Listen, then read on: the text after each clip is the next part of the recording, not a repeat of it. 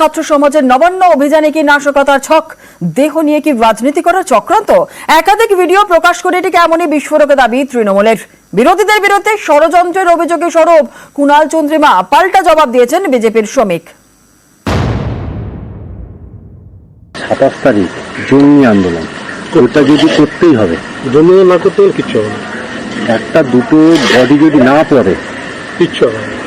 Body যদি না পড়ে, দু একটা লাশ যদি না থাকে, আপনি কি মনে করেন মোড় ঘুরতে পারে? হিংসাত্মক পরিস্থিতির একটা গোপন চক্রান্ত করে কেউ কেউ ছদ্মবেশে নবান্ন অভিযানে ডাক দিয়েছে। বডি চাইছে, বডি, শকুনের রাজনীতি করছে।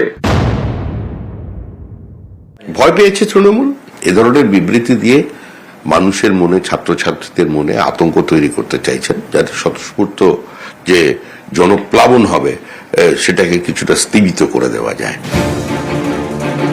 মঙ্গলবার পশ্চিমবঙ্গ ছাত্র সমাজের ডাকে নবান্ন অভিযান। উদ্যোক্তাদের দাবি, আরজি করের ঘটনার প্রতিবাদে এক অরাজনৈতিক কর্মসূচি, যা মানতে নারাজ তৃণমূল। এই নবান্ন অভিযান ঘিরে রাজনৈতিক দরজা তুঙ্গে উঠেছে। তৃণমূলের দাবি, নবান্ন অভিযানের নামে অরাজকতা তৈরি করতে চাইছে বিরোধীরা। এই দাবির সপক্ষে সোমবার দুটি ভিডিও প্রকাশ করে রাজ্যের শাসক দল। 27 তারিখ যে আন্দোলনটা, এটা আদৌ কি শান্তির আন্দোলন হবে? আদৌ শান্তির আন্দোলন হবে না। আর এটা থেকে আবারও নতুন করে পিক আপ নেবে, গুলি চলবে, এখানে রবার্ট বুলেট চলবেই। রবার্ট বুলেট আমার মনে হয় না ওরা বুলেট চালাবে, কারণ ওরা কিন্তু একটা জিনিস বুঝেছে, কিন্তু এরা চালাতে বাধ্য করাবে। মানে যারা যাবে এখানে একটা ভেতরে বিরাট রাজনীতি চক্র চলছে। এইটা থেকেই হয়তো একটা অন্য কিছু মোড় ঘুরে গেলে ঘুরে যেতেও পারে, আমাদের ধারণা আর কিছু না। তো সবই দেখার ব্যাপার, কি হয় এখন দেখা যাক। তবে লোক যাবে, ব্যাপক লোক। পরিষ্কার কথা দাদা, মানে এখানে আমি নিজে সমর্থ ছিলাম, সমর্থ থেকে ভঙ্গ করে আসা। বডি যদি না পড়ে রাজনীতি হবে না। বডি যদি না পড়ে, দু একটা লাশ যদি না থাকে, আপনি কি মনে করেন মোড় ঘুরতে পারে? অবশ্যই, যদি না বডি না পড়ছে কোনোদিনও মনে করবে না। বডি পড়তে, আর আমাদের ধারণা বডি ওখানে পড়বেই। সেদিন 27 তারিখ জঙ্গি আন্দোলন, ওটা যদি করতেই হবে, জঙ্গি না করতে হলে কিচ্ছু হবে না। একটা দুটো বডি যদি না পড়ে কিচ্ছু হবে না। আপনি লড়বেন কি নিয়ে পরে?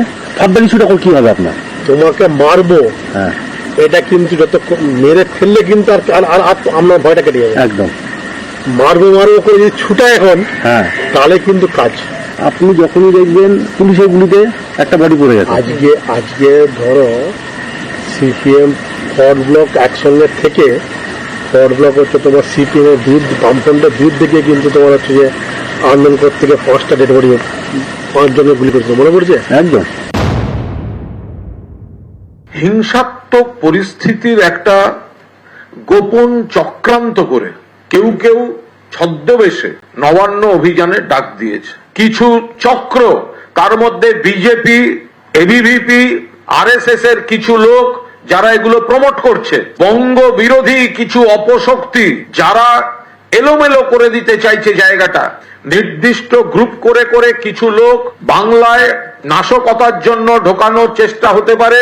পুলিশের ভুয়ো পোশাক এরা তৈরি করে নিজেরা কোনো গুলি চালানো বা এমন কোনো কিছু করা যাতে সরকার এবং পুলিশ সম্পর্কে ভুল ধারণা তৈরি হয়।